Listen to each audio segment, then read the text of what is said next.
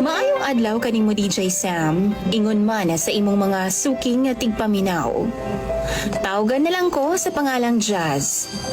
Dili gyud ni mao ang akong tinuod nga pangalan, og dummy account pod ang akong gamit sa pagpadala kanimo. Dako gyud ni akong problema karon. Kaga mas bate ko og dili ko makalahutay og binisaya kay lahi man ang Bisaya namo. Maong ikaw na lang sabot sa ako ang message. DJ Sam na ako'y live-in partner, 23 years old na, og mag-upat na pod mi katuig nga nag-uban.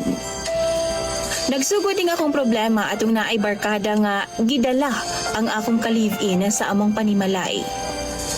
Pirmi kini nagaanhian na sa mua DJ Sam, kay palainom lagi. Pero klaruhon ako nga kining ako ang live-in partner, dili jud di siya manginumay. Dili sabi siya magyosi. Sa laktod ng pagkastorya, walay bisyo ang akong live-in partner. Gwapo siya, puti pa jud, og bisan nga nag-ibuwad nimo siya sa init, puti ra gihapon siya DJ Sam. 27 years old ko. Samtang ang akong ka-live-in partner sa ako nang gikaingon, 23 anyos pa lang. Pero buutan kayo siya DJ Sam.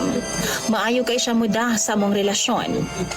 Apan unsa bang pagkahitabua nga naging kami man sa iyahang barkada nga tawgon na lang nato sa pangalang Bunso.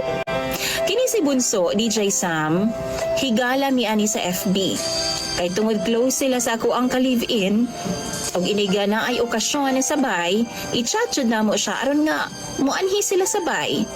Aron pud malingaw siya DJ Sam kay nag-inusara ra man gyud siya sa barracks.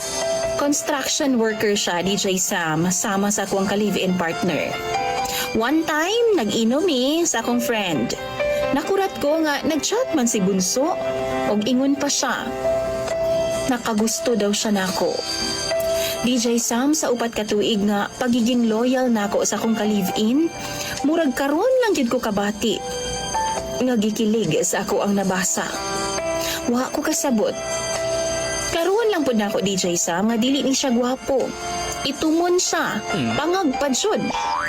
Basta, maot gid siya DJ Sam kumpara sa ako ang live-in partner. Sa laktod nga pagkastorya naging kami gyud ni Bunso. Og naay pirmi nga nagakahitabo sa amoa DJ Sam.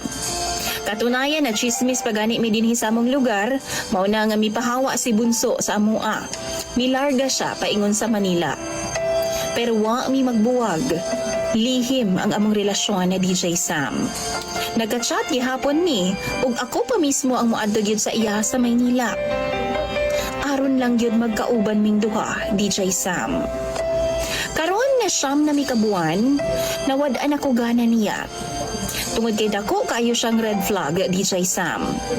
Kana ganing madihado ko sa akong pamasahe, unya, mangayo ko niya og 200 pesos, labag kayo sa iyang kabubuton ang muhatag nako.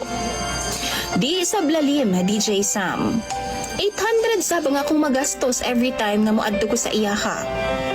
Ako anang pamasahe ha? Og dili gyud siya maghatag DJ Sam. Sa laing bahin na konsensya na sab kaayo ko karon, mao nang naghunahuna ko nga buwagan ako si Bunso. Kay mahadlo ko mahibaw-an lagi sa ko ang live-in partner nga naa ako'y lain. Mahal nako ang akong live-in partner DJ Sam. Og dili nako kaya nga magbuwag mi. Mao nang naghunahuna akong mas pilion jud nako nga magbuwag na lang mi ni Bunso. Kay wa man pud ko'y gugma niya. Ug tanan, lingaw-lingaw lang para sa akoa. Pero siya, in love kay siya sa akoa DJ Sam. Unsa may angay na kong buhaton, DJ Sam ug sa imuhang mga followers. Palihog lang tambagi ko ninyo. Daghan kaayong salamat sa pagbasa sa akoang message.